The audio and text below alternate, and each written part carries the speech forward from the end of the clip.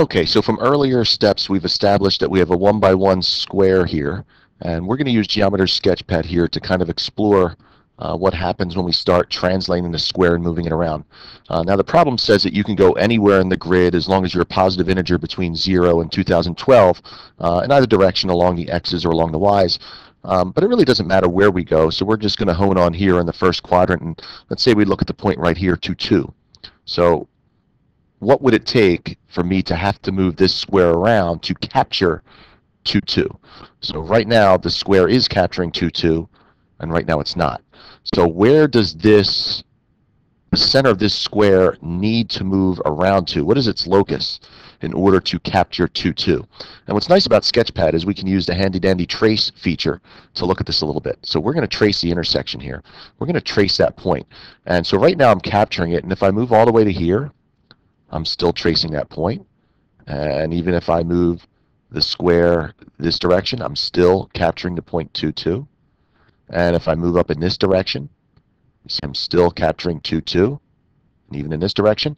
So hopefully now you're getting an idea of where this square is allowed to go in order to capture any lattice point. And I could come here. And of course, I could even be anywhere inside of this region, and I would still be capturing 2, 2. So if I stop doing the trace here, and move my square away, you get an idea of what's happening here. I have this region here that looks an awful lot like the square that I started with. Okay, so let's pick a new point. Let's say I wanted to pick the point 3, 2, and I wanted to capture it, and we're going to make it a different color just to make this a little bit easier to see. Let's say I wanted to make it blue. So here's 3, 2 right here. And again, where is this square allowed to go in order to capture it? Right now I'm capturing it, and it seems like there's a lot of leeway here. So let's try to trace again. And keep in mind as I'm doing this, right now I'm focusing on just capturing one point. We'll deal with 2 points in a minute.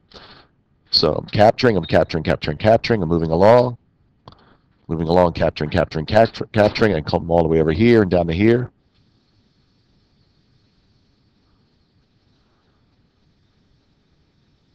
And eventually you get this region here that looks an awful lot like the square we started with. Okay. And of course, anywhere within that region is okay too. So both of those were done for capturing 1 point, but that's not what the question's asking. The question wants us to capture 2 points. So now, what would it take to capture both this yellow point at 2, 2 and this blue point at 3, 2? So how could that happen? Well, we kind of get an idea of it through our points here that I would want to be, say, in this position to do that. Well, according to my blue and yellows, that's this intersection right here. That's this space here where the two shapes I just made in blue and yellow intersect. So let's try it up here somewhere. Let's make another point that's a completely different color. Let's what color do we like today? Let's use green. Use the olive green here. So let's focus in on the point 4, 3, because again, it doesn't matter which lattice point we capture. We'll try to capture 4, 3 and also 5, 3. So what would it take to capture 2 points? Well, I could be right there. I could be right here, and my options are a lot more limited this time. But again, we can use the trace feature to get an idea as to where I'm allowed to go, where this center V1 is allowed to go. So right now I'm capturing both points. If I come down here, I'm capturing both points. If I come over to here, I'm capturing both. If I sidle over here a little bit and I come back up a little bit, I can capture both.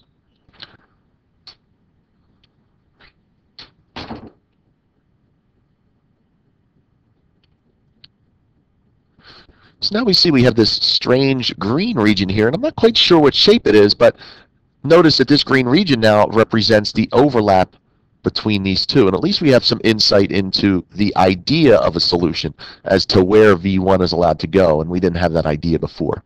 So Geometer Sketchpad is kind of nice here for representing the solution and encouraging some discussion. One idea would be here, I'm not quite sure what shape this is right now, because again, I was a little haphazard in how I do it to trace, but if we are convinced now that these are squares, and these two squares are intersecting, so what should we have here?